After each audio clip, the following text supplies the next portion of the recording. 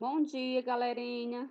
Na aula de hoje, nós faremos um breve resumo sobre alguns conteúdos já estudados por vocês durante o ensino fundamental, tá bom? Esses conteúdos, eles estão resumidos aqui nesse descritor, o D21. Esse descritor é o descritor do SPAES. O que é o SPAES, galerinha? Vocês já sabem, né? O SPAES é uma provinha enviada pela Secretaria Estadual para verificar como está o nosso desempenho, né, escolar, tá bom? Então, o que o descritor diz? Reconhecer o efeito de sentido decorrente do uso de recursos estilísticos e morfossintáticos.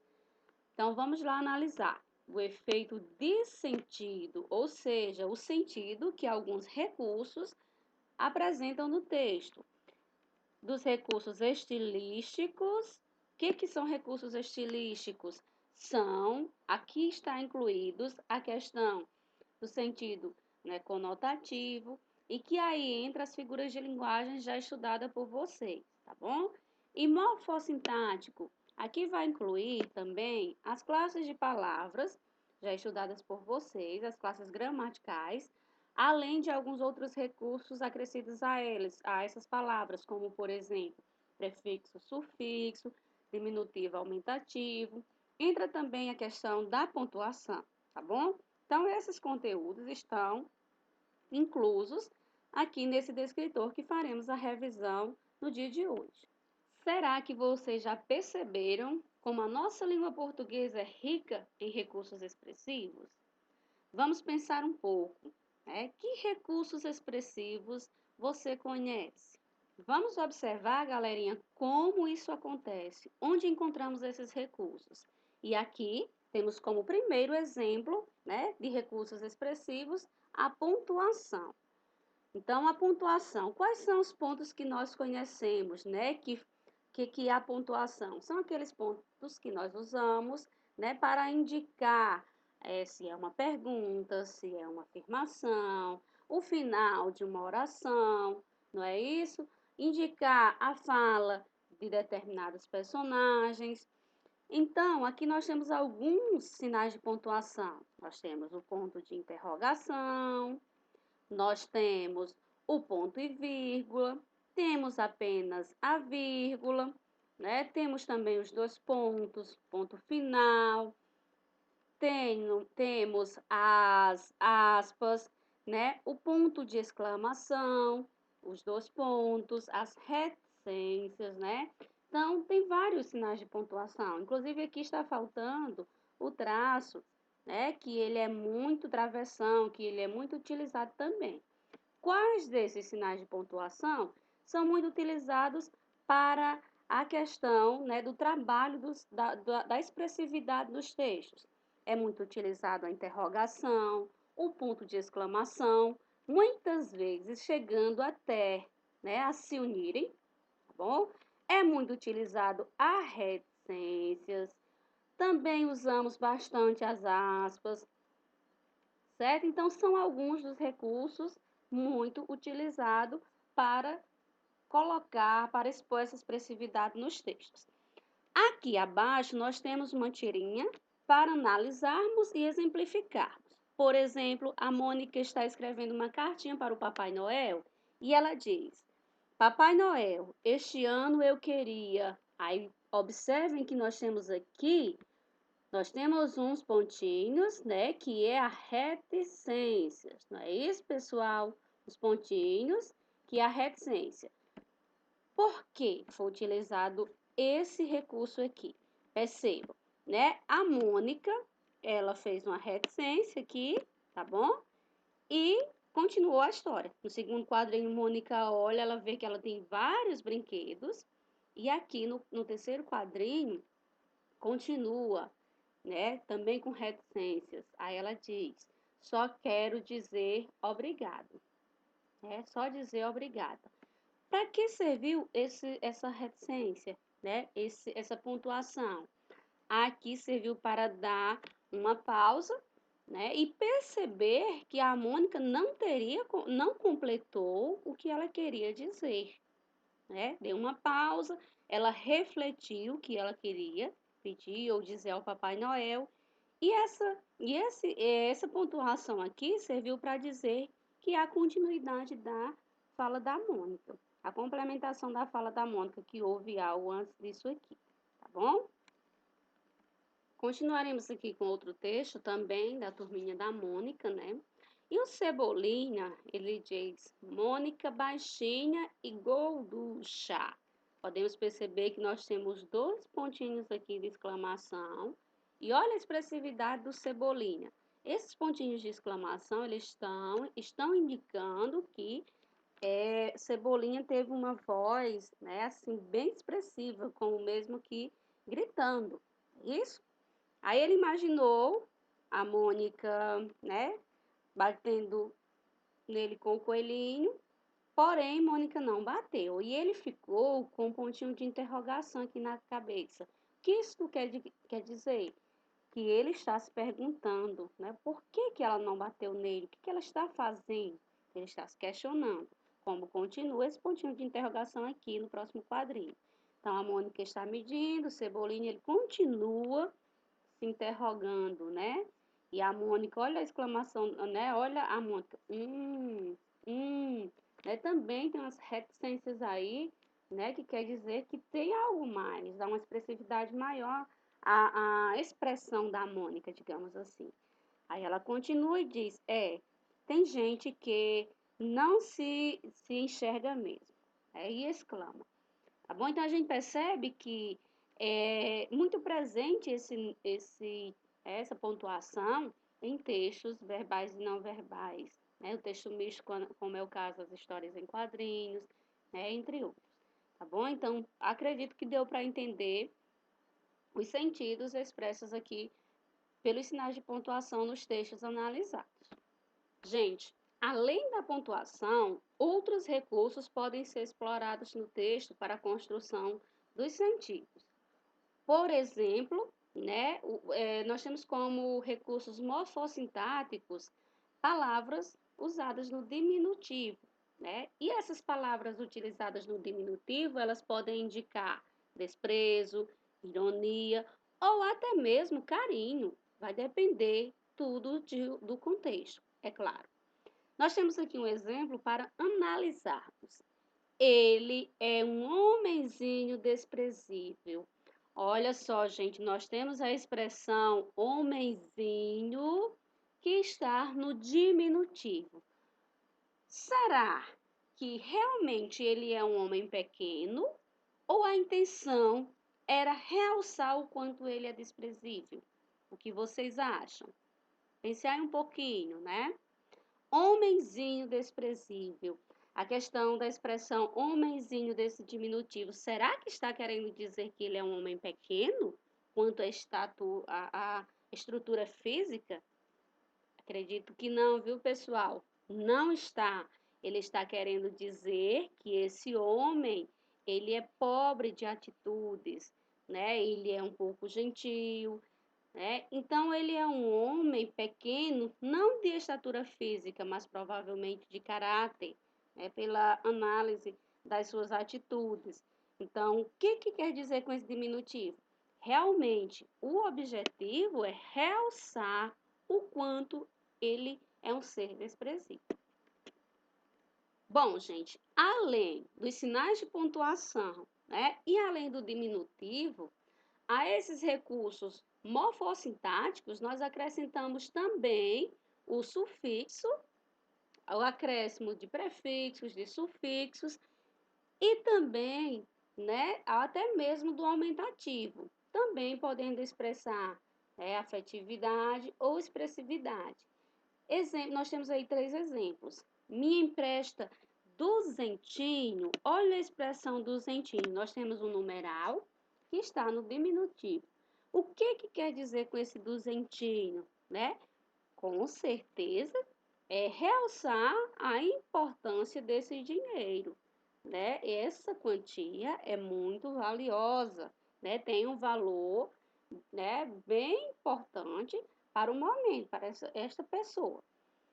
Próximo exemplo diz, é artigo de primeiríssima qualidade. primeiríssima qualidade. Aqui nós temos um acréscimo de um sufixo, e esse acréscimo desse sufixo, né, dá uma ideia de aumentativo, que consequentemente dá uma ideia também de expressividade, de valorização desse artigo, né? Esse artigo tem um valor, né, inestimável, ele é de boa qualidade. Outro exemplo que nós temos aqui é: o time está arriscado, né, por ter caído na segundona. Segundona, né? Aqui nós temos um numeral, né, um numeral ordinal que dá a ideia de um aumentativo. Quando se diz segundona, né, ele está falando que o time, né, ele caiu, né, ele desceu, ele perdeu pontos. E essa segundona, ela se refere à segunda divisão de futebol. É isso? Perceberam, pessoal, como nós podemos usar tanto o diminutivo, né, como o acréscimo também de sufixo, o aumentativo e provocar nos nossos textos, né, nas nossas falas diárias, alguns efeitos, né, bem legais, ok? Bom, pessoal, e além dos recursos morfossintáticos, nós temos os recursos estilísticos, certo? Que eles estão presentes em alguns textos, principalmente nos textos literários, que são aqueles textos que nós já conhecemos como fábula, conto, crônica, romance, novela, entre outros, ok? Também estão presentes em textos publicitários, ok? E alguns textos que necessitem de uma linguagem mais trabalhada. Então, esses recursos estilísticos, eles estão enraizados, como eu já falei anteriormente, dentro, né, de alguns recursos como as figuras de linguagem, né, que são elas que possibilitam com que os poetas, suas poesias em seus textos literários, né, faça assim, traga aquela magia apresentada pelos textos literários, ok? E um dos recursos que nós temos é a onomatopeia, que vocês já conhecem. O que é a onomatopeia? A onomatopeia são aquelas palavrinhas que geralmente vêm acompanhada de um ponto de exclamação e que elas servem para a imitação de sons, né? Sons de ambiente, sons de animais, sons produzidos pelas pessoas, tá bom? Então, a onomatopeia são esses sons, através da escrita, no texto verbal, a imitação desses sons, ok? E aqui no quadrinho ao lado, nós temos alguns exemplos de onomatopeia e também nas tirinhas, para que a gente faça análise. Tá bom? Aqui nós temos mais uma vez a tirinha, né? Uma tirinha da Turma da Mônica. A Mônica chega, olha a expressão da Mônica facial e também, né, a expressão que vem aqui. Dá a impressão que a Mônica vem assim, né, altamente raivosa, certo? E ainda tem os pontinhos também aqui, no caso, das reticências, para enfatizar ainda mais, né, este nervosismo da Mônica. E o Cebolinha, muito tranquilo, né, fazendo aqui bonequinhos com bolha de sabão. Aí a Mônica faz, pô, né? Este som aqui, gente, serve para indicar o quê? Que a Mônica fez o quê? Bateu no Cebolinha, né? Porque está aqui o Cebolinha caído e a Mônica vai embora. Perceberam, né? Que o som aqui do barulho, né? O barulho aqui, né? Que indica a batida, né? O barulho que indica o coelho batendo no caso a Mônica batendo o coelho no Cebolinha, né? Então indicou a pancada aí, o som, o barulho da pancada. Nós temos outra tirinha aqui, né? Temos o pai do Cebolinha, aí vemos um barulhinho, bum, bum, bum. Aí o pai do Cebolinha diz, Cebolinha, quer parar de fazer barulho? O Cebolinha fica com carinha de triste. Aí continua, buá, buá, né?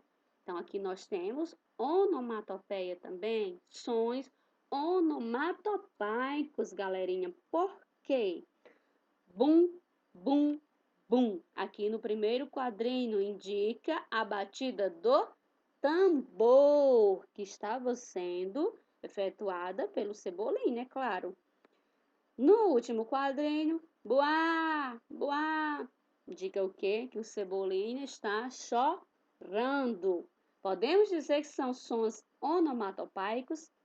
Com certeza, né? Porque eles indicam sons, ruídos, né? Efetuado por objetos, instrumentos ou mesmo, né? Pelo próprio personagem aí que representa o ser humano, que é o Cebolinha. Ok, galerinha? Entendido? Tudo jóia? Beleza? Sossegado? Bom, fofinhos, além, né, do recurso anteriormente analisado, as onomatopeias, nós temos a aliteração, que é a repetição de sons na verdade, de sons consonantais, não é de consoantes. Então, nós temos aqui um exemplo, que é até de uma musiquinha de Jorge Benjor. Chove, chuva, chove sem parar. Onde está, gente, a aliteração do chiado do som que representa o CH? Ou seja, sons consonantais que estão sendo repetidos, né, durante o texto.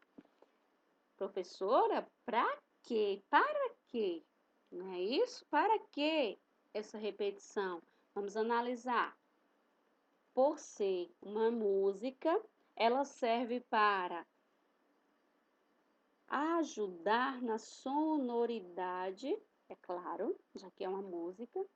E também, pessoal, aqui tem a intencionalidade de representar o barulho da chuva caindo, o chiado da chuva caindo. Olha, chove, chuva, chove sem parar.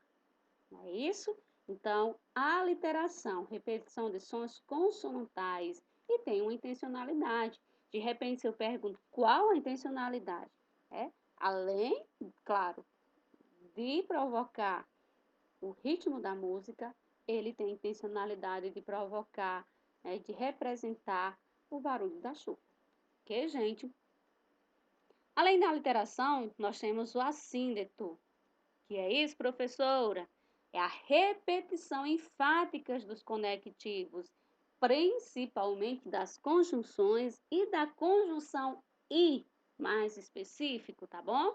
Repetição enfática de conectivos, ou seja, pequenas palavrinhas que servem para ligar uma palavra a outra, conjunções. E nós temos aqui um exemplo de um texto de Olavo Bilac, autor bastante conhecido, brasileiro, e ele diz: falta-lhe o solo aos pés, recua e corre, vacila e grita, luta e ensanguenta, e rola e tomba e se espedaça e morre. Vemos aqui, galera, a repetição constante da conjunção e do conectivo e, né? E para que serve isso? Para realçar a importância de cada verbo que vem sendo ligado um ao outro. Ok, galerinha? Entendido? Beleza? Sossegado? Temos também o polissíndeto, que é a omissão dessas conjunções, né, coordenativas. Por exemplo, vim, vi, venci. Geralmente, pessoal, se não fosse em um texto literário, se não tivesse uma intencionalidade, nós teríamos a colocação de uma conjunção aqui. Vim, vi e venci, seguindo as regras gramaticais, é claro. Mas como é um texto literário, nós temos aqui um polissíndeto, ok? Temos também como recurso a repetição, né? O uso da repetição de palavras, que elas são usadas para dar relevo a uma ideia, para produzir um efeito sonoro, para tornar o texto mais expressivo. Por exemplo, as ondas subiam, subiam, subiam. Nós temos a repetição da palavra subiam para quê?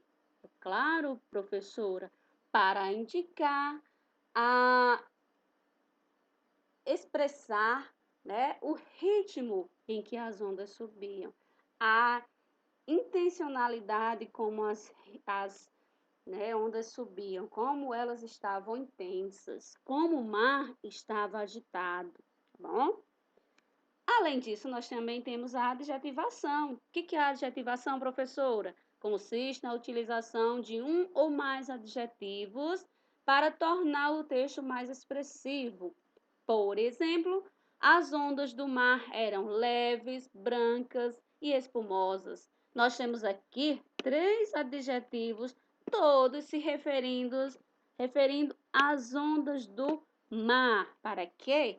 Para dizer o quão belas estavam essas ondas do mar. Elas estavam, leves, tranquilas, brancas e espumantes. Então, para realçar a beleza das ondas do mar, foi utilizada 3 adjetivos, ou seja, a adjetivação. Bom, pessoal, eu espero que tenha ficado, bem entendido alguns recursos, que são utilizados para os nossos textos literários ficarem mais bonitos, mais agradáveis, ok? E a partir de agora nós iremos para uma questãozinha para exercitar, pois é, nós exercitando. E nós temos aqui um textozinho que é Porquinho da Índia, que diz: quando eu tinha 6 anos, ganhei um porquinho da Índia. Que dor de cabeça me dava, porque o bichinho só queria estar debaixo do fogão. Levava ele para a sala, para os lugares mais límpidos. Ele não gostava, mais limpinho, para os lugares mais limpinhos, desculpa, gente. Ele não gostava. Queria era estar debaixo do fogão. Não fazia caso nenhum das minhas ternurinhas. O meu porquinho da Índia foi a minha primeira namorada. Então, nós temos um poema de Manuel Bandeira, tá bom? No poema, o uso dos diminutivos, porquinho, na linha 2, bichinho, na linha 4, e limpinhos, na linha 6, e ternurinhas, na linha 9, indica A. Afetividade. B. Deboche. C. Desconsideração. Ou D. Insatisfação. Vamos pensar um pouco, galerinha? Bom, galera, eu acredito que diante de toda a explicação, essa charada foi, vai ser facilzinho de responder. Porquinho, bichinho, espinhos, ternurinhas. Aqui nós temos o quê? Diminutivo, palavras no diminutivo, que quer indicar o quê, pessoal? O que, pessoal? Afetividade, galerinha. Então, o gabarito correto indica afetividade. E é isso, pessoal. Espero que vocês tenham gostado da nossa revisão, Espero que achem breve. E iremos praticar no arquivo que eu postarei, daqui a pouco. Bom desempenho, bom dia de estudos a todos, galerinha. Beijão, beijão, beijão.